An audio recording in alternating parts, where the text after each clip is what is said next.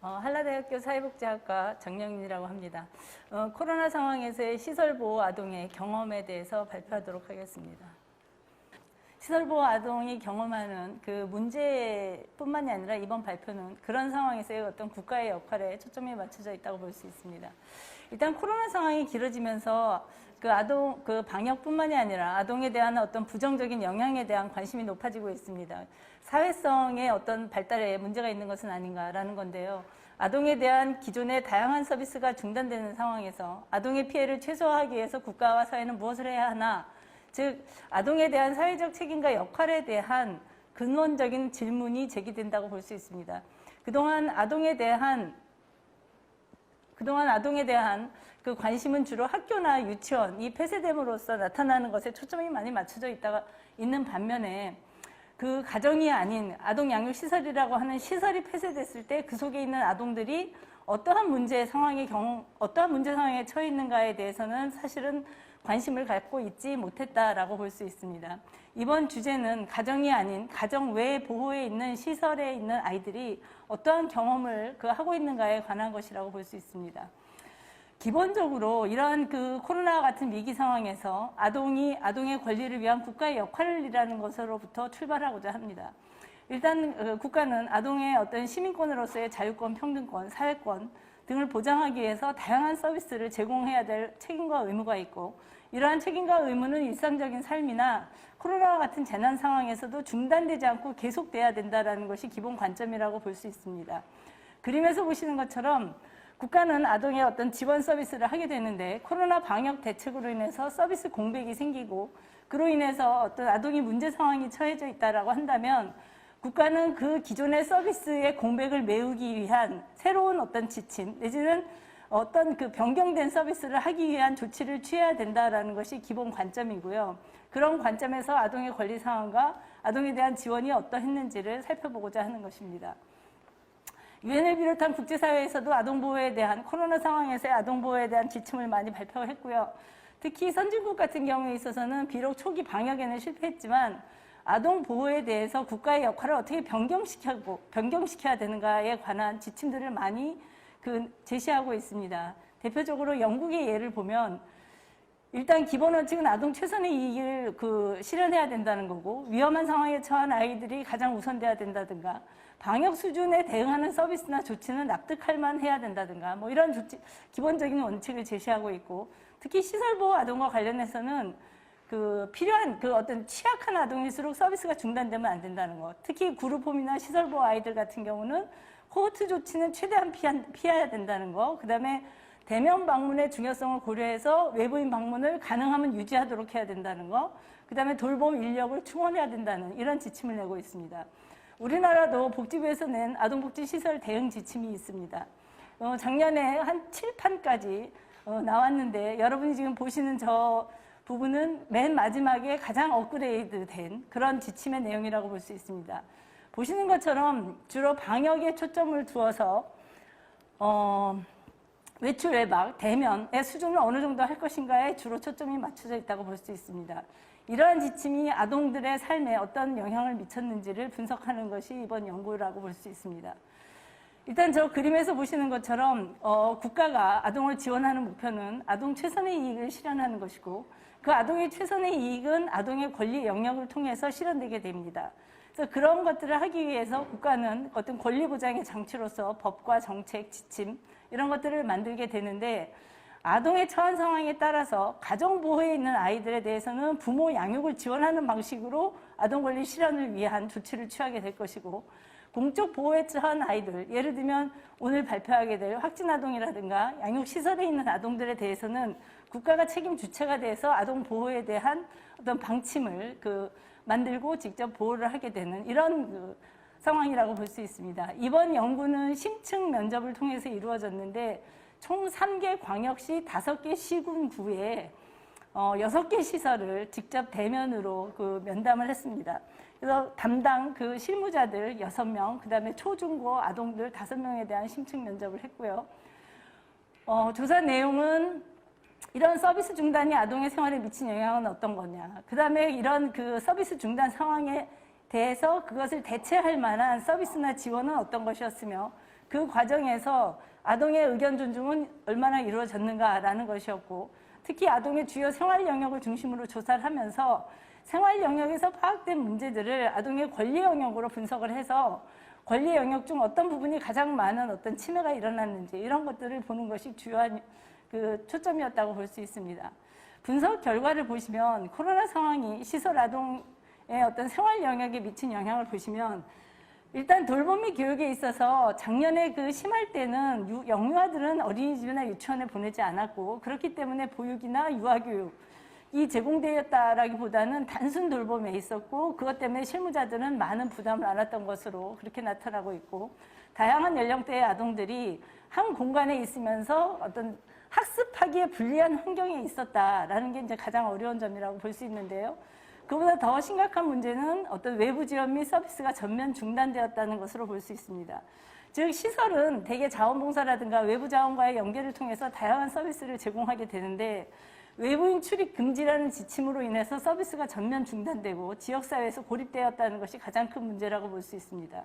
학교뿐만이 아니라 저 보충학습이라든가 예체능 교육, 그 다음에 다양한 문화 프로그램 이런 것들이 전면 중단이 됐는데 이것 때문에 실무자들께서는 시설에 있는 아동들이 가정에 있는 아동들에 비해서 한 1년 정도 뒤늦어진 것 같다라든가 뭐 이러다가 내가 미쳐버린 것 같다라는 아동의 목소리도 있었습니다. 더욱 문제가 되는 건 문제 행동에 대한 지원 서비스가 중단되었다는 것입니다. 시설에 그 보호되는 아동들 대부분이 학대라든가 부모의 이혼을 경험하는 그런 아동들이었기 때문에 이들에 대한 서비스가 중단되면 안 되는데 이러한 서비스가 중단되면서 문제가 좀 더 심각해지고 온라인으로 어떤 상담 치료를 한다 하더라도 그 효과는 굉장히 크지 않았던 것으로 보고되고 있습니다. 그 다음에 놀이, 여가, 사회적 활동, 개인의 삶에 있어서 굉장히 행복감을 증진시키는 데 있어서 중요한 요소였지만 외출, 그다음에 뭐 외박 이런 것들이 금지되고 심지어 그 시설 앞에 있는 편의점에 가는 것도 못 가게 했다라고 하더라고요. 그러니까 이런 것들, 그다음에 뭐 대면 수업을 하는 경우에 있어서조차도 시설의 아이들은 가정에 있는 아이들과 달리 곧장 시설로 돌아와야 되는 이런 걸 경험하면서 아동들 입장에서는 비로소 내가 가정에서 다니는 아이들과 굉장히 다른 곳에 사는 사람이구나라는 것을 처음으로 실감했다라는 아동의 목소리가 있었습니다. 그리고 저런 자유의 제한을 굉장히 견디기 힘들어서 연장 아이들, 대학생들 같은 아동들은 조기 퇴소하는 경우들이 꽤나 있었는데 제가 조사한 6개 시설 중 3개 시설에서 각 1명씩 이상이 조기 퇴소를 하는 이런 것으로 보고가 되고 있고요. 그 다음에 이제 더 심각한 것은 이제 일주일에 한 번씩 부모가 방문하거나 아동이 자신의 집으로 돌아가야 되는 이런 경우들이 이제 한 1년 동안 금지되면서 부모와 1년 동안 대면으로 면담을 못했다는 거, 이런 것들이 원가정 복귀의 원칙을 후퇴시켰다는 이런 점을 볼 수가 있습니다. 뭐 심리 정서적 문제는 저런 것과 굉장히 관련되는 것이고 더더군다나 방역에 있어서조차도 대외적인 부분에 있어서는 굉장히 엄격하게 외출이나 뭐 방문을 금지했지만 시설 내에서 어떻게 방역 지침을 지켜야 되는가에 대해서는 사실은 별다른 지침이 없었다라고 볼 수 있습니다.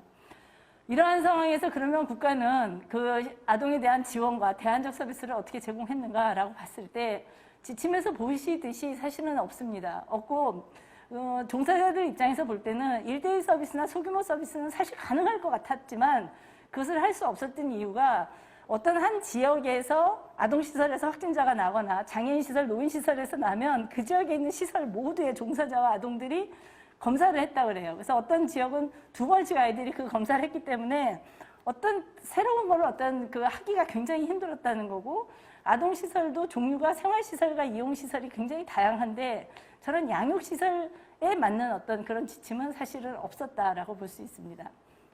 특히 시설 차원에서 이제 저런 문제 상황이 굉장히 심각해지다 보니까 시설 차원에서 자구책으로 어떻게 하면 이 아이들에 대해서 뭔가 서비스를 제공할 것인가를 상당히 많이 고민을 했다고 합니다. 그래서 4인 4인 이하, 사적 모임 4인 이하, 4인 미만이라는 그 조치가 취해질 때는 아이들을 데리고 드라이브도 하고 집에 휴일 때는 아이들을 집에 데리고 갔던 이런 종사자도 있었고요. 그리고 그 과정에서 너무 아이들이 힘들어했기 때문에 같이 회의를 해서 어느 정도까지 나가면 좀 지금보다 나아질까 이런 뭐 회의를 하는 것도 있었다고 합니다. 그래서 적어도 시설 앞에 있는 그 편의점 정도까지만 나갈 수 있으면 좋겠다. 그 정도 시간은 20분이면 될 것 같다라는, 이거를 웃어야 될지 참 슬퍼야 될지 모르는 이런 상황도 있었다라고 합니다. 특히 이제 이러한 시설에 아이들이 많이 이렇게 그 장시간 동안 그 일상을 경험하다 보니까 이 상황에서 굉장히 힘들었던 거는 시설 종사자들이었고, 이 시설 종사자들의 과도한 업무로 인해서 굉장히 휴식이 없었기 때문에 굉장히 힘든 그 업무를 그 감당해야 됐다는 것도 굉장히 그 심각한 문제였다고 볼 수 있습니다. 특히 이제 대체 인력을 쓸 수는 있었지만 대체 인력의 풀도 작을 뿐만 아니라 복지부의 지침이 대체 인력의 근무 시간을 9시에서 6시까지로 제한하고 있기 때문에 야간이나 휴일에 그 대체 인력이 필요로 했던 시설은 저러한 제도가 있어도 실질적으로 그것을 사용할 수 없었다라는 이런 것들이 어떻게 보면 시설에서 경험한, 그러니까 서비스 질을 떨어뜨리게 했던 주요한 요인 중에 하나가 아니었을까라고 생각을 합니다. 그래서 이제 뭐 종합적으로 말씀드리면 앞에서 그 제1주제에서 발표하시면서도 그런 얘기가 나왔지만 시설보호의 그 시설보호를 받아야 되는 아동은 굉장히 특별한 보호를 받아야 되는 아이들이고, 이러한 경우에 있어서는 보다 더 어떤 국가의 어떤 지원이 지속돼야 되고 중단되어서는 안 되는 것인데, 방역 대책에 의해서 이런 것들이 중단되고 서비스 시설이 폐쇄되면서 굉장히 많은 어려움을 겪게 됐다고 볼 수 있습니다. 아동들이 처한 상황을 이 그림으로, 앞에서 보여드린 그 그림으로 다시 보면, 왼쪽부터 보시면 시설보호 아동에 대해서는 특별한 보호가 필요하고, 그것이 코로나라는 상황이 와서 어떤 그 방역 대책으로 인해서 서비스가 중단되고 코호트 격리가 됐고, 심지어 그 다음에 부모 면담도 안 되는 그런 상황에서 아동이 굉장히 위기 상황에 처해 있었던 것입니다. 근데 저런 위기 상황에 처한 아동들에 대해서 기존의 서비스를 지속적으로 제공하기 위해서는 어떤 변경을 하거나 새로운 어떤 방침들이 나와야 됐으나, 실질적인 조사 과정에서 보면 저기에 대한 별도의 어떤 지침이나 실행된 서비스는 거의 없거나 없는 것으로 그렇게 나타났다고 볼 수 있습니다. 그래서 결과 아동들이 기본적으로 그 누려야 될 시민으로서의 어떤 자유권, 그 다음에 어떤 교육이나 성장, 발달권들이 침해됐고, 그것과 더불어 그 아동들이 어려서 그 굉장히 심리적인 여러 가지 부정적인 경험에 부정적인 영향을 미칠 수 있는 차별을 경험했다는 것이 가장 어떤 심각한 그 아동들이 경험하는 문제가 아닌가라고 생각합니다. 과연 저기서 무엇을 해야 될 것인가, 국가의 역할은 어떠해야 되는가라는 것을 저 그림에서 보시면, 제가 밑으로 금을 그어서 지웠는데 바로 저 영역이 국가의 역할의 어떤 공백 지점이었고, 우리가 고민해야 될 지점도 바로 저 지점이 아닌가라는 생각이 듭니다. 이것으로 발표를 마치도록 하겠습니다.